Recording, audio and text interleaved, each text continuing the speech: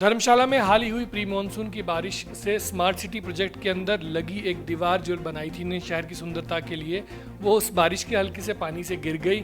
एक restaurant honour है धर्मशाला में, उनकी कार के ऊपर गिरी और पूरी की दीवार जो है वो निकल ही आई नीचे से। और जब हम लोग वहाँ पे देखने के लिए गए कि ये हुआ कैसे हादसा, क्या पीछे से कोई लैंडस्लाइड आया या कुछ और हादसा हुआ, तो तब देख के पता लगा कि वो जो दीवार थी वो फर्श के ऊपर ही सीधी वो उन्होंने खड़ी कर दी थी, बिना किसी फाउंडेशन के दीवारें खड़ी कर दी हैं।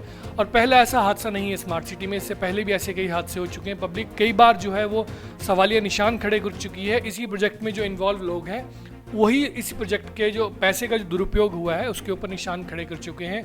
ये वीडियो हम आम जनता के लिए बना रहे हैं, क्योंकि जब तक आम जनता ये आवाज़ नहीं उठाएगी, जब तक कंप्लेंट नहीं करेगी, तो इस बात को भूल जाइए कि कोई ऑफिसर, कोई अधिकारी या कोई नेता जो है इस पर स्यूमोटो एक्शन लेगा। ये आप लोगों में से किसी को उठ के जो है वो इसकी जो है कंप्लेंट कहीं ना कहीं विजिलेंस अथॉरिटीज़ के पास या कहीं ना कहीं हाई अथॉरिटीज़ के पास करनी पड़ेगी।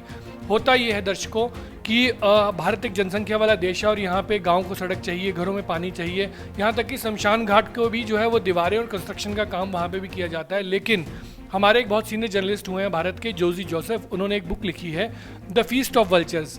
हमारे ही तंत्र में बैठे हुए कुछ ऐसे लोग होते हैं जिनको गीद का नाम दिया गया है और एक शब्द दिया गया है कि public private business from public offices, की सरकारी कार्यालयों में बैठ के ये लोग अपने घर कैसे भरें, इस तरह इनका जो है वो मंशा रहती है। लेकिन जब तक आम जनता जागरूक नहीं होगी तब तक इनको कोई डर नहीं होगा, कोई भय नहीं होगा। स्मार्ट सिटी प्रोजेक्ट में भी ऐसा ही हुआ है। हज़ारों करोड़ का फंड जो है वो सेंट्रल गवर्नमेंट से आया यहाँ की सुंदरता को बनाने के लिए। धर्मशाला, जिसको दलाई लामा जो तिब्बतीन धर्म गुरु हैं उनके रहने से इस धर्मशाला को शोहरत मिली, उसके बाद क्रिकेट स्टेडियम यहाँ पे आया उसको शोहरत मिली, उसको और सुंदर बनाने के लिए हज़ारों करोड़ का जो फंड है वो यहाँ पे आया था। लेकिन इस फंड से भी विदेशी दौरे किए गए और विदेशी दौरों करने के बाद ये इस प्रोजेक्ट में मेंशन था कि कंसल्टेंसी फर्म जो है हायर की जाएगी और वो कंसल्टेंसी फर्म जो है वो नक्शे, डिज़ाइन, जो भी अपने कंसल्टेंसी का काम है वो यहाँ के इंजीनियर्स को देगी और वैसा इस शहर का जो है प्रारूप बनेगा।